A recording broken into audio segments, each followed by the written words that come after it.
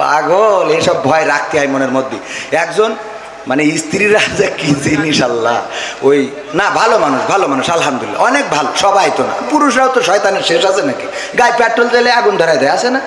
হ্যাঁ, নিজেরা ফেরেশতা মনে করি না, ও কিডা কত বাড়িতে বলছে ওট, বলছে কেন, বলছে তোর নামাজ পড়তে হবে।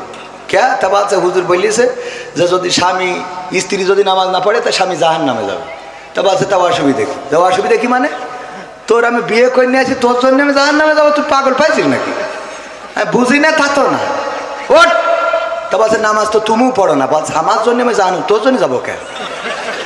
আমার জন্য যাবো, তোর জন্য যাবো কে জন্য? পাগল পাইছ?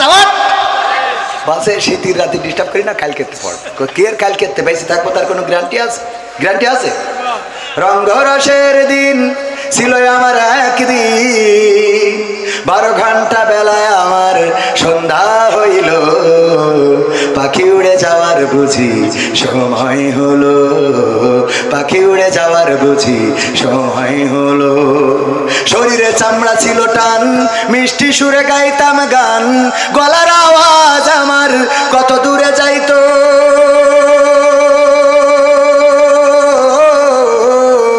শরীরে চামড়া ছিল টান, মিষ্টি সুরে গাইতাম গান, গলার আওয়াজ আমার কত দূরে যাইতো। পাইকা গেল মাথার চুল, কথা বলতে পড়ে ভুল, পাইকা গেল মাথার চুল, কথা বলতে পড়ে ভুল, চোখে দেখি গন্ডগোল, দন্ত নড়িল, পাখি উড়ে যাওয়ার বুঝি সময় হলো, পাখি উড়ে যাওয়ার বুঝি সময় হলো। ঘন ঘন আসে দম, চোখেতে দেখি কম, ভাবে বুঝি সময় আমার ফুরিয়ে এলো। ঘন ঘন আসে দম, কানেতে শুনি কম, পিছে পিছে জাম আমার ঘুরতে লাগিল। খাটো হয়ে আসছে পাও, হীন হলো সর্বদাও, খাটো হয়ে আসছে পাও, হীন হলো সর্বদাও, ভাবে বুঝি সময় আমার ফুরিয়ে এলো, পাখি উড়ে যাওয়ার বুঝি সময় হলো, পাখি উড়ে যাওয়ার বুঝি সময় হলো। ঠিক না বে ঠিক? পুরা তো এত সুন্দর পরিপাটি, খাসায় আমার ছিল খাটি, দিনে দিনে খাসায় আমার জং ধরিল। এত সুন্দর পরিপাটি, খাসায় আমার ছিল খাটি, দিনে দিনে খাসায় আমার জং ধরিল। পুরাতন খাসাতে পাখি করে শুধু ডাকা ডাকি, পুরাতন খাসাতে পাখি করে শুধু ডাকা ডাকি, একদিন আমায় দিয়া ফাঁকি উড়িয়া যাইব, পাখি উড়ে যাওয়ার বুঝি সময় হলো, পাখি উড়ে যাওয়ার বুঝি সময় হলো। রঙ্গরসের দিন ছিল আমার একদিন, রঙ্গরসের দিন ছিল আমার একদিন, 12 ঘন্টা বেলায় আমার শান্ত হইল, পাখি উড়ে যাওয়ার বুঝি সময় হলো, পাখি উড়ে যাওয়ার বুঝি সময় হলো। ঠিক না বেঠে? ওগো আমার ভাইরা, বললো কাল বেঁচে থাকবো, তার গ্যারান্টি কি? ওঠো, নামাজ পড়তে হবে। স্ত্রীর ওই শীতের রাত কষ্ট করে উঠাইছে, উজু করানোর পরে এবার স্ত্রী এসে বলছে নাও বলো এখন রাত 1টার সময় কোন ওক্ত কয় রাকাত নামাজ, কি সূরা পড়বো, দোয়া কি? বাসা যা হয় পড়।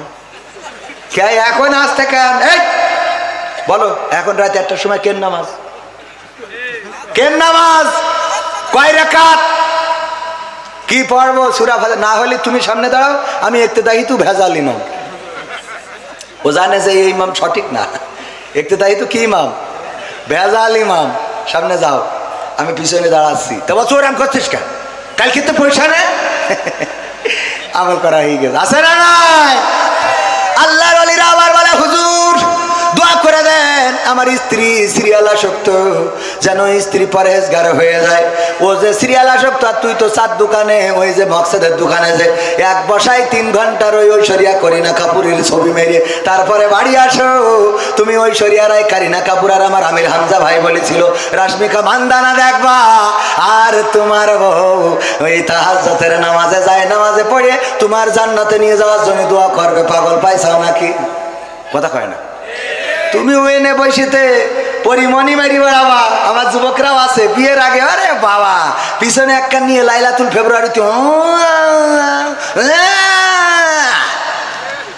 ওরে গিয়ার গদখালি কোথায় লাইলাতুল ফেব্রুয়ারি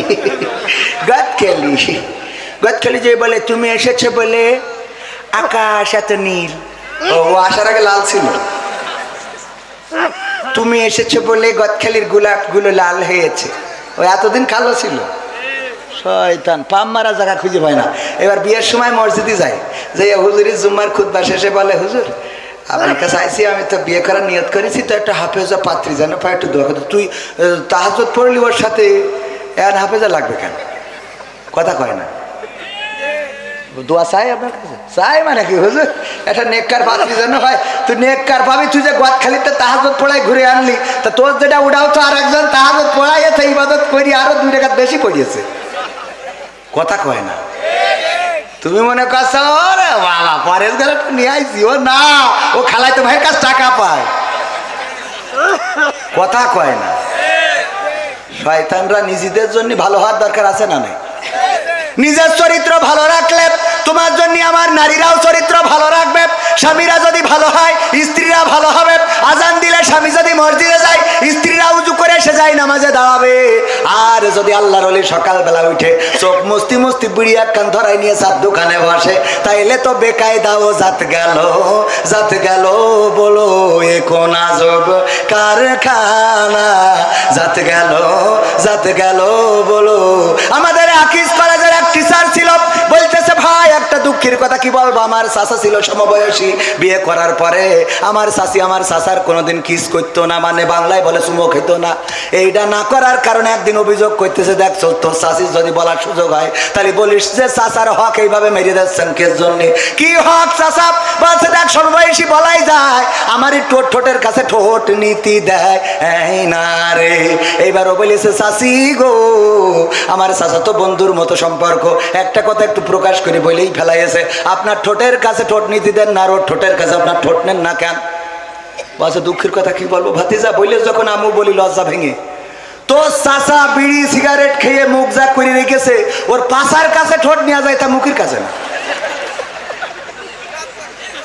সহ্য না করে পারবেন কি করে আছে না নাই এখানে বিড়ি খান কিডা কিডা ও সব তো আল্লাহর পরহেজগার পীর সাহেব কেউ খায় না যদি না খেয়ে থাকেন আলহামদুলিল্লাহ আর যদি খান আজকে থেকে ছাড়েন তা না হলে বলো অন্য কিছু ছাড়তে হবে রে মনে থাকবে ইনশাল্লাহ আপনি সুন্দর করে দাঁত ব্রাশ করিয়ে লিপ জেল লাগায় ঠোঁটটা কায়দা করে মাখো করে রাখেন দেখেন তো স্ত্রী হক আদায় করে কিনা আমি ওইটা বলছি না হক আদায়ের কথা বলছি করবে না বিড়ি টাইনে ওরে বাবা সুসমল্য অত গন্ধ করে মসজিদে দেখবেন বেনামাজির পাশে দাঁড়ালি যেই আমিন বলে মনে হয় নামাজ ছেড়ে চলে যায় পরে 2 দিন পরে এসে পড়বা না আছে না নাই এই আবার গিলার ভাঙছে কিটা এই ঠিক বললাম না ঠিক বললাম এইগুলো পরিবর্তন হওয়ার দরকার আছে না নাই তুমি যদি গু খাও ও তো পায়খানা এমনিই খাবে যে যেমন সে তেমন পাবে কোরআনের কথা ভাইয়ের আমার এই জন্য পরিবর্তন দরকার আছে না নাই পরিবর্তন আমাদের দরকার পরিবর্তন তো নারীরা হইতে চায় একবার আমার আব্বা বলতেছে ওয়াজ শুনেছে যে ওগো নারীরা তোমরা যদি পারো স্বামীর চুল দিয়ে পা মুছাইয়ে দিবা তারপরে ঘুমাবা এই ওয়াজ শুনে একজন মহিলা ধুপা খুলার সে যে আগে স্বামীর চুল দিয়ে ইচ্ছা মতো পা মুছাইছে ডইলে মুছাই তারপর শুয়েছে শোয়ার পরে গন্ধের জ্বালায় বাঁচা যাচ্ছে না গন্ধটা গন্ধ দুর্গন্ধ কিসের দুর্গন্ধ পায়খানার গন্ধ কোথা থেকে আসে তাড়াতাড়ি করে সুইচ দিয়েতে চারিদিকে খোঁজে পায়খানার গন্ধ আসে কোথা থেকে না কোথাও খুঁজে পাওয়া যায় না হঠাৎ করে স্ত্রীর চুল টেনে এনে স্বামী বলছে পায়খানার গন্ধ তো চুলিতে আসছে তা বলছে তা আসবে কেন তুই জানিস আমি কি করে খাবো আমি তো অন্যায় কিছু করিনি হুজুর বলল যে স্বামীর চুল দে পা মুছাবা রহিম আলাইহিস সালাম চুল দে পা মুছাইয়ে দিত আল্লাহর নবী বলেছেন যদি কেউ স্বামীর এমন করে খেদমত করে যদি স্বামীর মাথায় হাত বুলায় মুখমণ্ডলে হাত বুলায় তাইলে মাথায় যত চুল আছে স্বামীর সমপরিমাণ চুলের সওয়াব ওর আমল নামায় লেখা হবে আমার ডাক্তার মুরাদের বউ বলছে তাহলে আমার তো তেজ মারা সারা কারণ আমার ডাক্তার একটা মাল নেই ঠিক না বা ঠিক আচ্ছা ওটা যাক যাদের